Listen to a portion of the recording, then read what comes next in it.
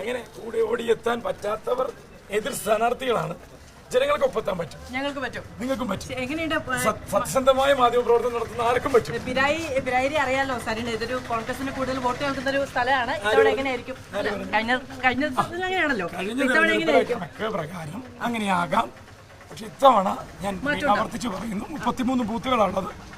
ഇതിലെ ഒരു 20ഓളം ബൂത്തുകളിൽ LDF ലീഡ് ചെയ്യും. മൊത്തം പഞ്ചായത്തിന്റെ നെറ്റ് റിസൾട്ട് നോക്കുമ്പോൾ LDF ലീഡ് ഉണ്ടാവും. ആത്മവിശ്വാസം നൽകുന്നത് എന്താണ്? ജനങ്ങളുടെ ആത്മവിശ്വാസം. അവർക്ക് പ്രതീക്ഷയുണ്ട്, അവർക്കൊരാളും നാഥനെയും വേണം.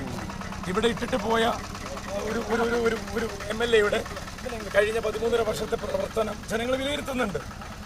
അപ്പോൾ ഒരു ആന്റി MLA, ആന്റി ഇൻകംബൻസി എന്നൊക്കെ ഭരണവിരുദ്ധ വികാരം എന്ന് പറഞ്ഞ പോലെ MLA വിരുദ്ധ വികാരം ഇവിടെ ഉണ്ട്. ഞാൻ അങ്ങനെ പറഞ്ഞില്ല.